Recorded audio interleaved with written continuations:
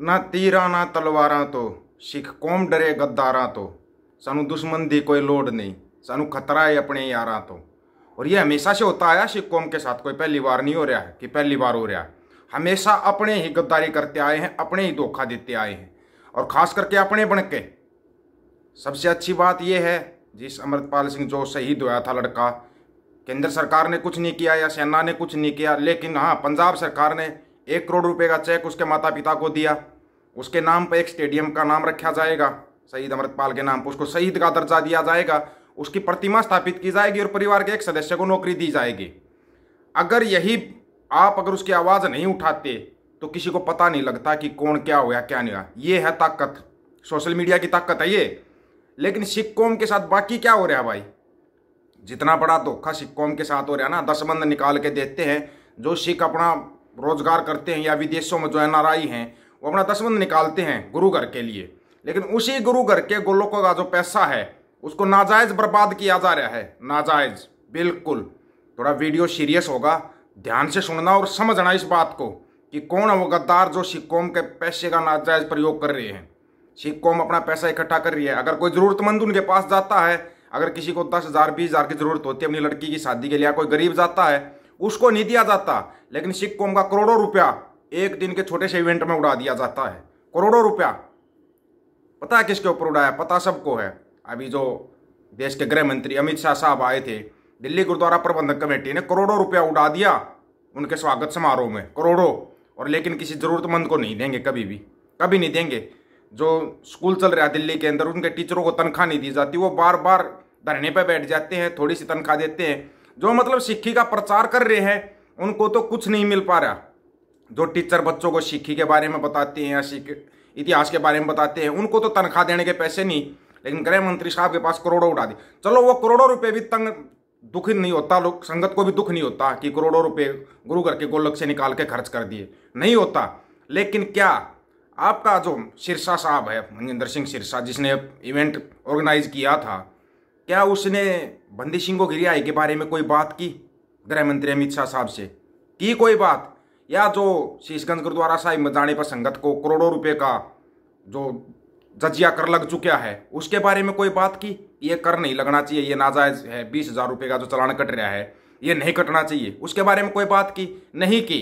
उससे पहले भी जो वहाँ पे जितने उस इवेंट के अंदर बैठे हुए थे उन सबको पहले ही बता दिया था, अगर कोई भी किसी भी टाइप का जिक्र किया, सिखों की भलाई का जिक्र किया, तो फिर देख लेना तुम्हारा क्या हाल होगा। ये पहले ही बोल के रखा गया था। क्या आपको अभी भी अपने गद्दारों की पहचान नहीं हुई है? यही मनजिंदर सिरसा, कौम के लिए मैं अपना शीश कटा दूंगा, ये कर दूंगा, और कौम के कितना काम आ रहा है बताना एक बार। अपना घर भर रहा है, वो घर भर रहा है, अपनी जानकारियां बढ़ा रहा है, बस अपने बच्चों को सेट कर लेगा, खुद सेट हो जाएगा, अपने परिवार को सेट कर लेगा। कौम के लिए क्या कर दिया भाई? कौम के लिए जो करने वाले हैं जत्थेदार भाई जगतार सिंह हवारा 30-35 साल से जेल के अंदर बंद हैं, उसके लिए कोई शब्द बोला जा रहा है या उनके लिए कुछ किया जा रहा है?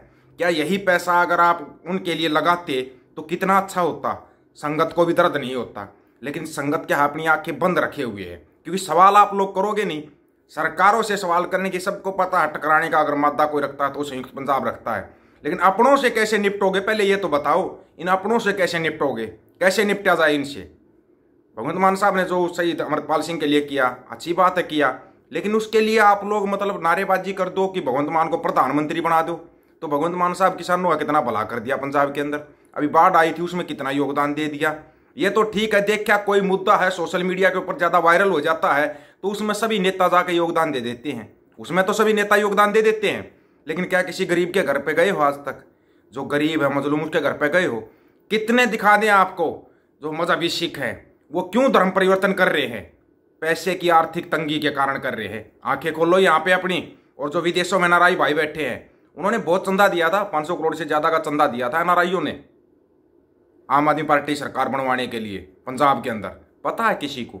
नहीं पता होगा, लेकिन दिया है उन्होंने और आज भी प्रचार कर रहे हैं। ठीक है, देखो एक बात होती है, किसी को कोई पार्टी पसंद है, किसी को कोई पार्टी पसंद है, पार्टी कोई भी पसंद करो, आप किसी भी पार्टी में रहो, पार्टी से पर्सनल कोई दुश्मनी नहीं है, लेकिन अपनी कौम के लिए क्या कर रहा है, कोई इस कौम के बारे में कौन सोच रहा है? ऐसे ही आते हैं अब हरियाणा के ऊपर। बोले थे ना हरियाणा की बात नहीं करते, अगर हरियाणा की बात करेंगे तो सिख नहीं सुनेंगे। आ जाइए अभी हरियाणा के ऊपर आ जाइए। जाट कौम के ठेकेदार इतने मिलेंगे आपको, हर घर में 2-4 जाट कौम के ठेकेदार पाएंगे। लेकिन जाटों का सबसे ज़्यादा नुकसान हरियाणा के अंदर हो रहा है। कौन कर रहा है? ये ठेकेदार कर रहे हैं। जो सही मायने में जाट कौम के बारे में सोचता है, जाट कौम को आगे ले जाने की सोचता है, उसके साथ कभी नहीं होंगे जाट। ये विशेषता है।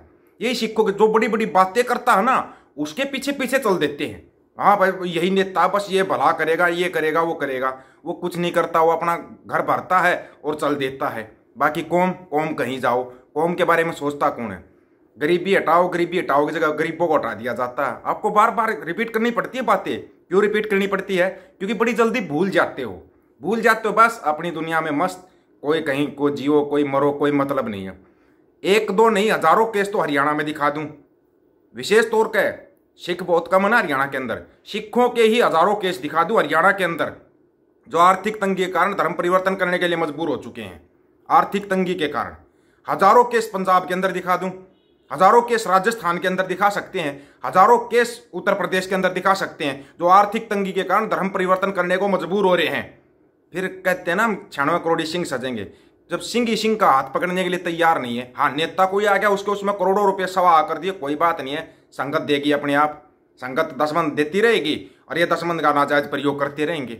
यहाँ पे अपनी आंखें खोलने की जरूरत है। ऐसे ही जाट कौम से चंदा ले लेके जैसे 2016 में बर्बाद कर दिया था ना जाटों को, ऐसे ही फिर और नए नए नेता खड़े हो रहे, वो उनसे चंदा लेते हैं। एक टाइम ऐसा आता है कि इनके पास अपने बच्चों की फीस भरने के लिए पैसे नहीं होते, लेकिन चंदे में 10,000 रुपये देने अनिवार्य हो जाते हैं। वहाँ पे चंदा देना बहुत जरूरी है। ऐसे ही आपके किसान नेता करते हैं, चंदा लेते हैं, उनसे चुनाव लड़ते हैं, हार गए कोई बात नहीं, फिर चंदा ले लेंगे हम किसानों की मांग। किसान फिर आत्महत्या कर रहा है। क्यों कर रहा है आत्महत्या? यहाँ पे अपनी आंखें खोल ली कभी आपने? जो सही और सच्ची बात कहेगा ना, वो कड़वी लगती है, उससे बुरा लगता है दुनिया को। नहीं ये तो सच्चाई बोल रहा है, ये ठीक नहीं है। आपका कोई भी है, चाहे वो किसान नेता है, चाहे वो जाट नेता है, चाहे वो कौमी नेता है, बस लाना सामने, चार बातें पूछे, बताना भाई कितना कर दिया तूने कौम के लिए, कितना कर दिया तूने अपने पंथ के लिए, कुछ किया है? कुछ नहीं किया। बस अपना घर भर लेते हैं, वो घर भर लेते हैं। लोगों की आंखें बंद है। जितने भी एनआरआई भाई हैं, पहली बात तो यहाँ तक तो कोई वीडियो सुनता नहीं है, इतनी दूर तक वीडियो कोई नहीं सुनता। लेकिन अगर सुनता हो ना, चाहे वो जाट है हरियाणा के अंदर, यूपी के अंदर, राजस्थान के अंदर, चाहे वो सिख है, पहचान करो अपने दुश्मनों की। सबसे जरूरी बात है। दादा छोटू राम कहते कहते इस दुनिया से चले गए, अरे बोले किसान मेरी दो बात मान ले, एक बोलना सीख ले, एक दुश्मन को पहचान ले। आपके बोलना बोल लेंगे, लेकिन आपको दुश्मन अभी तक पहचान में नहीं आया है। ये चिंटू मिंटू कैंडी आपको ऐसा उलझा के रख देते हैं कि आपकी समझ में ही नहीं आता आपको जाना किस दिशा में है। आपकी दिशा ही चेंज कर देते हैं। दिशा और दशा आपकी चेंज हो जाती है, दशा आपकी खराब हो जाती है, दिशा आपको पता ही नहीं किस दिशा में जाना है। ये समझना पड़ेगा। ये तब समझा जाएगा जब आप एक दूसरे के साथ बैठ कर बातचीत करोगे, नहीं तो ना नहीं समझ में आएगा। ऐसे ही अपने घर को लुटवाते रहो, इन नेताओं का घर भरते रहो और बस बर्बाद होकर बैठ जाओ। फिर क्या करोगे? जमीन बेच कर बच्चे को विदेश भेज दोगे। यहाँ पे क्या बचा? कुछ भी नहीं। फिर कहते हम 96 करोड़ सिंह सजेंगे। इसलिए मैं कह रहा था कि खालसा राज की शुरुआत है ना पश्चिमी देशों से हो सकती है, यहाँ से नामुमकिन हो चुकी है। अब पहले मुश्किल को आसान कर दिया जा सकता है, नामुमकिन को मुमकिन नहीं कर सकते आप। ये मुमकिन होगा ही नहीं। ऐसे हरियाणा के अंदर हो रहा है।